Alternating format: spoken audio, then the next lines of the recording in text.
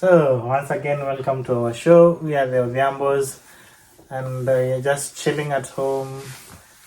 I'm talking to you about our relationship, our marriage, how we started, and where we are at the moment. Yeah, we just decided to be vulnerable, just to encourage people out there that marriage works, and when you put God at it as the center of it all, He's the one that will be able to sustain you, and it will be able to work not with your own strength, but trusting and believing in Him. And so far we've talked about how we started to date, up to the level where now we were going to school. I joined college, I joined medical school, and she somehow made sure that we separate. Yeah, I think it was for our own good. We did not want it, and thank God we did not fight it. Because if you fought it, I don't know if we would have still been together. Yeah, so God decided, these people love each other too much. Let me separate them. That so that sometimes they God. grow, and they were so young at the moment. Yes, Yeah. it's true. It's true. When you meet somebody early enough, you are meant to meet, but you meet the person so early enough, and that is too dangerous. So as you said, it was a little bit too early for us to meet, so God had to separate us. Yeah, so she had to go to Nairobi for some time. 6 months, like that. And I had to go to medical school. So we got separated, and I was left to do the business. And actually, the business sustained me up to the second year of college. So I was working, and I was still getting some money to pay my fees, just starting with the same business as we started together.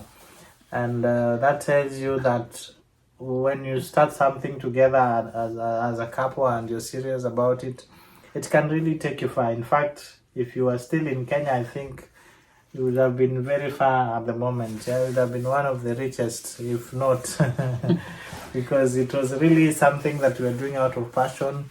We were not struggling to do it, and we were getting customers, we were delivering on time, and God was opening doors for us because we were genuinely into it. So the separation part.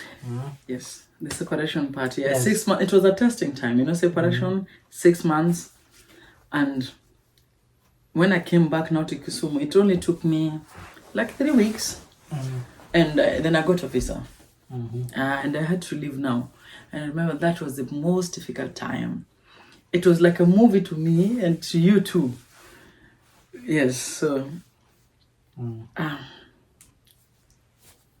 How was it for you? It was difficult, it was difficult, when I got a visa to Germany, I was taking that plane, that flight, and it was like my body was going, but my spirit and everything was still in Kenya. And I struggled, how I struggled the first year, where there's no WhatsApp, there's no Facebook, there's no nothing, there's no internet.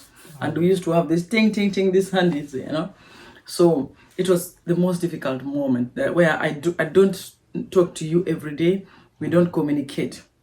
And it was very, very difficult. Yeah. I don't know about you because you've never told me how you are. That period of time. But I know it was very hard.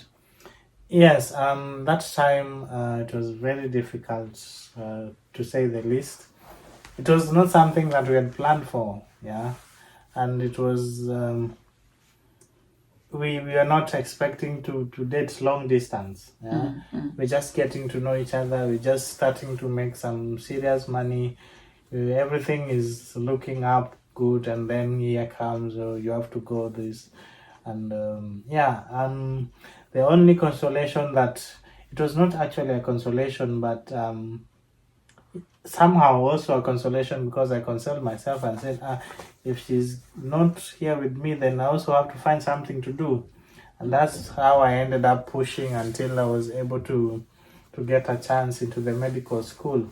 because I also needed to find something to keep me busy. You remember, most of the time we were together doing the business. Yeah, if you're not in the shop, I was in the shop. If I'm not delivering, I'm going to look for customers, or it was you doing the same. So I really had to find a distraction, and distraction for me was the school.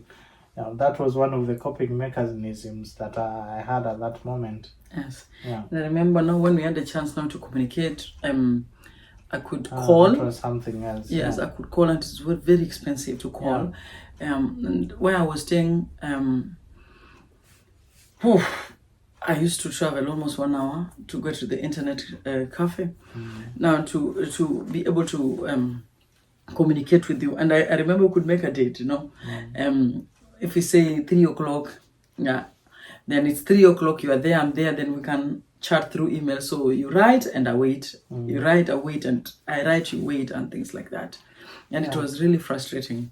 Yes, and then we managed to get the Skype. There was an app before Skype. There was some app. There was no app. There was only email first. Then we discovered Skype. Yeah, before Skype, there was a very tiny mobile app. I don't remember the name. No. That you can Viper. Yes. Yeah. Before used to call it the Viper. Yes. And I didn't have computers, so I had to go. I was just starting. Life was in Germany, so it was very difficult. So I didn't have the computer that you could say. The handy that we all had is not like now digital. You can do everything, So it was difficult. It was difficult. Yeah, I remember the challenging part was the communication, because she'd say let's meet at 3 p.m. and at 3 p.m. because of the time difference, it was 7 p.m. It's my either 7 p.m. or 5 p.m. because depending on summer or winter. So and we also need to go there at that particular time. You go to the cyber cafe.